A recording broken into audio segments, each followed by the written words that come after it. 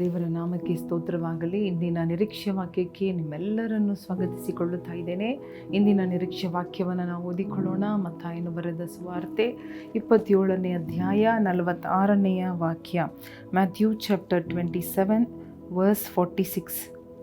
ಸುಮಾರು 3 ಗಂಟೆಗೆ ಯೇಸು ಏಲಿ ಏಲಿ ಲಮಾ ಸಬಕ್ತಾನಿ, ಅಂದರೆ ನನ್ನ ದೇವರೇ ಯಾಕೆ ನನ್ನನ್ನು ಕೈಬಿಟ್ಟಿದ್ದಿ ಎಂದು ಮಹಾಧ್ವನಿಯಿಂದ ಕೂಗಿದನು. ನೋಡಿರಿ, ಯೇಸು ಸ್ವಾಮಿ ತನ್ನ ತಂದೆಯನ್ನು ನೋಡಿ, ನನ್ನ ತಂದೆಯೇ ಅಥವಾ ನನ್ನ ದೇವರೇ ಯಾಕೆ ನನ್ನನ್ನು ಕೈಬಿಟ್ಟಿದ್ದಿ? ಇದೇ ಮಾತನ್ನು ನಾವು ಕೀರ್ತನೆ 22ನೇ ಅಧ್ಯಾಯದಲ್ಲಿ 1ನೇ ವಾಕ್ಯದಲ್ಲಿ ಓದಿ ನೋಡಬಹುದು. ದೇವರು ಆದ ವಾಕ್ಯವನ್ನು ಇಲ್ಲಿ ಉಚ್ಚರಿಸುತ್ತಾ ಆ ವಾಕ್ಯವನ್ನು ಹೇಳುತ್ತಾ ಇದ್ದಾರೆ. ತನ್ನ ತಂದೆ ಮುಖ ತನಗೆ ಮರೆಯಾಯಿತಲ್ಲ ಎಂಬುದಾಗಿ ಮಹಾ ದುಃಖದಿಂದ ಈ ಮಾತನ್ನು ಹೇಳುತ್ತಾ ಇದ್ದಾರೆ. ಯಾಕಂದರೆ ಆದಿಯಿಂದಲೂ ನಿತ್ಯ ಕಾಲದಿಂದಲೂ ನೋಡುವಾಗ ಯೇಸು ಸ್ವಾಮಿಗೂ ತನ್ನ ತಂದೆಗೂ ಇದ್ದ ಐಕ್ಯತೆ, ಇದ್ದ ಸಂಬಂಧ ಬಹಳ ದೊಡ್ಡದಾಗಿತ್ತು, ಬಹಳ ನಿಕಟವಾಗಿತ್ತು, ಬಹಳ ಆಳವಾಗಿತ್ತು. ಒಂದು ಸಾರಿ ಕೂಡ ತನ್ನ ತಂದೆಯನ್ನು ಬಿಟ್ಟು ಬೇರೆಯಾಗಿ ತಾನೊಬ್ಬನೇ ತನ್ನಿಷ್ಟಕ್ಕೆ ಏನೂ ಮಾಡದೇ ಇದ್ದ ಯೇಸು ಸ್ವಾಮಿ ಈಗ ಜಗತ್ತಿನ ಪಾಪವನ್ನು ಹೊತ್ತುಕೊಳ್ಳುತ್ತಾ ಇರುವಾಗ ಆತನ ತಂದೆಯ ಮುಖ ಮರೆಯಾಗಿತ್ತು. ತಂದೆಯ ಮುಖ ಮುಚ್ಚಿಕೊಳ್ಳಬೇಕಾಗಿತ್ತು ಈ ಪಾಪಗಳನ್ನು ನೋಡಲಾರದೆ. ಆಗ ಯೇಸು ಸ್ವಾಮಿ ಆ ನೋವಿನಿಂದ ಅವರು ಹೇಳುತ್ತಾ ಇದ್ದಾರೆ, ನನ್ನ ದೇವರೇ ಯಾಕೆ ನನ್ನನ್ನು ಕೈಬಿಟ್ಟಿದ್ದಿ? ನೋಡಿ, ಈ ಮಾತುಗಳನ್ನು ಕೇಳುವಾಗಲೇ ನಮಗೆ ನೋವಾಗುತ್ತದೆ. ಒಂದು ಮಗನು ತನ್ನ ತಂದೆಯಿಂದ ಅಗಲುವಾಗ ಆಗುವ ನೋವು, ಆಗುವ ಸಂಕಟದ ಒಂದು ಪ್ರಾರ್ಥನೆ, ಸಂಕಟದ ಒಂದು ಮಾತಾಗಿದೆ ಇದು. ಈ ಸಂಕಟ ಯಾಕೆ ಯೇಸು ಸಹಿಸಿಕೊಂಡರು? ಯಾಕೆ ಈ ರೀತಿ ಕೂಗಿಕೊಂಡರು? ಯಾಕೆ ಕೈ ಬಿಟ್ಟಿದ್ದೀ?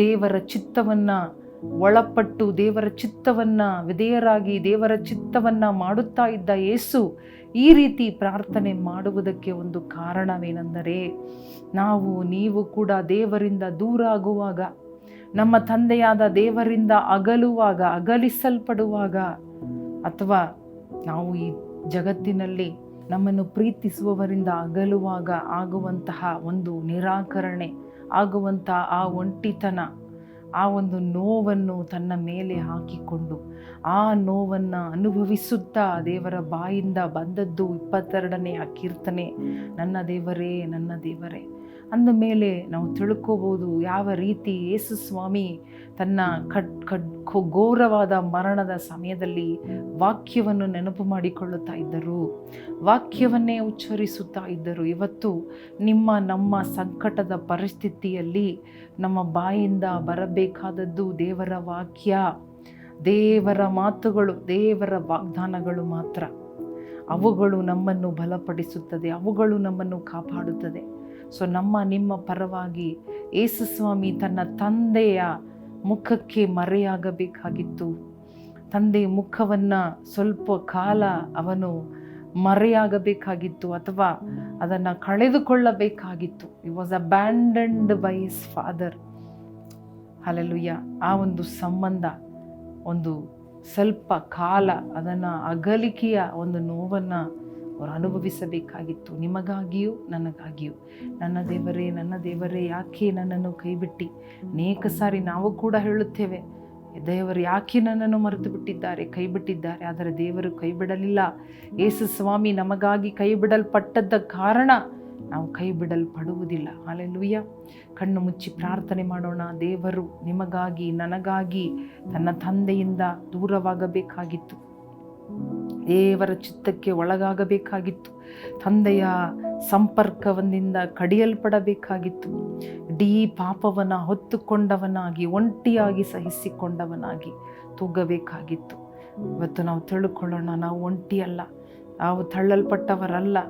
ಯೇಸು ಸ್ವಾಮಿ ನಮಗಾಗಿ ತಳ್ಳಲ್ಪಟ್ಟರು, ತಂದೆಯಿಂದ ದೂರವಾದರು, ಮುಖದಿಂದ ದೂರವಾದರು, ಸಂಪರ್ಕ ಕಡಿಯಲ್ಪಟ್ಟರು ನಿಮಗಾಗಿ ನನಗಾಗಿ. ಇವತ್ತು ನಾವು ದೇವರ ಸಂಪರ್ಕವನ್ನು ಯಾವ ಕಾರಣಕ್ಕೂ ಎಂದಿಗೂ ಕಡಿಯಲ್ಪಡದೆ, ದೇವರಿಗೂ ನಮಗೂ ಇರುವ ಸಂಬಂಧ ಕಿತ್ತು ಹೋಗದೆ, ಅದು ಅದು ಅದು ನಿಂತು ಹೋಗದೆ ನಾವು ನೋಡಿಕೊಳ್ಳೋಣ, ಜಾಗರೂಕರಾಗಿರೋಣ. ದೇವರೇ, ಎಂದಿಗೂ ತಂದೆಯ ತಂದೆಯಿಂದ ದೇವರ ಪ್ರಸನ್ನತೆಯಿಂದ ನಾವು ದೂರವಾಗದಂತೆ ನೋಡಿಕೊಳ್ಳೋಣ.